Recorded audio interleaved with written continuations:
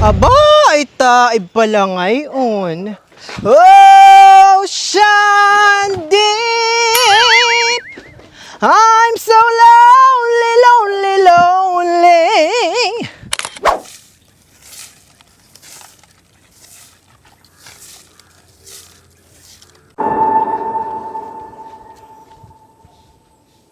Hey! Hey! Junaline! Ay, ikaw pala'y nariyan, honey. Nagano ka diyan? Ay, oo, Mrs. Bay di nga ako. Ako nga'y narito.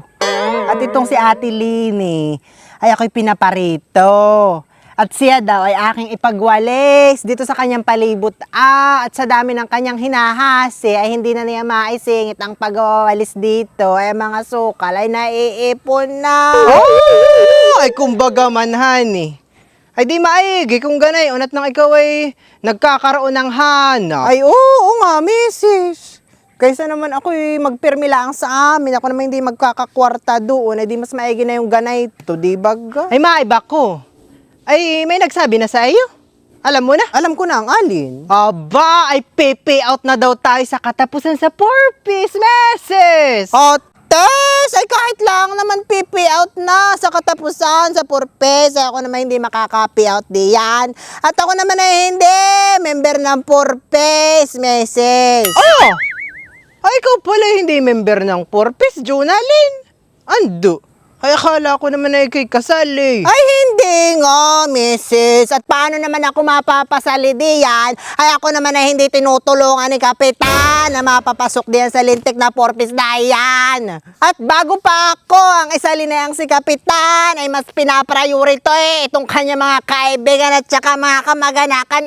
Akong tutuusin naman, ay mas maigi pa ang buhay sa akin. Ay, Miss. Saan ka naman nakakita, Mrs.? Ako ilang beses nang nag-apply diyan sa lintik na programa ng DSW ding iyan. Ako pinag-fill up pa ni Kapitan ng form, pinagpasa ng mga requirements. Itong aking mga anak ay tinanong pa kung ilan ang nag-aaral.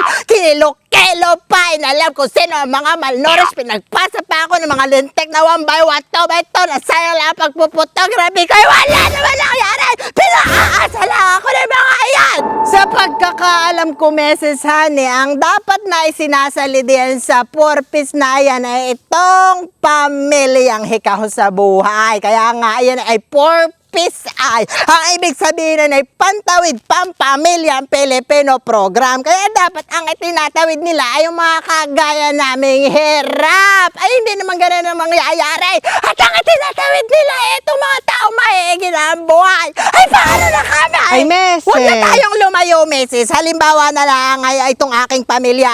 Ang aking anak ay 7, 5 estudyante, 2 ang pasusuhin. Kami naman ang asawa ko ay pa-extra lang ako saan-saan diyan na. Ito aking asawa ay tatawagin kapag may construction. Ako na may tatawagin pag mayroong magpapalaba, mayroong magpapalinis ng bahay, magpapagamas. Ay magkano lang ang kinikita naming mag-asawa.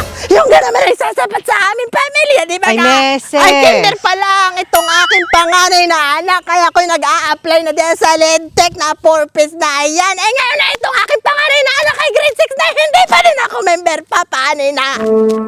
Tapos ay sasabihin ng iba diyan ay ano ta naman at ikaw ay nagpaparami ng anak. Tapos ay pagkaganay ang nagigipit ay isisisi mo sa gobyerno. Ay, hindi naman sa ganayon. At sinasabi ko lang, ay may programa din naman lang na gano'n ng DSWD para sa aming mga mahirap. Ay, bakit ako hindi napapasali?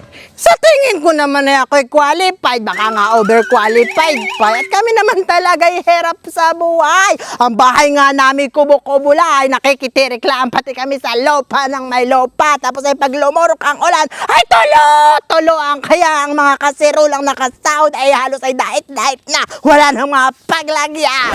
Aba, nasa na yung kaistorya ko dito Ininday ng kano! Aba, ay ako kanina pa pala dito imik ng imik. Ako pala na may wala ng kausap. Alintag! Ate Linay! Ay akin na pala yung araw ko. At hapon na pala. Bukas ko na ulit na aking mga walis sila.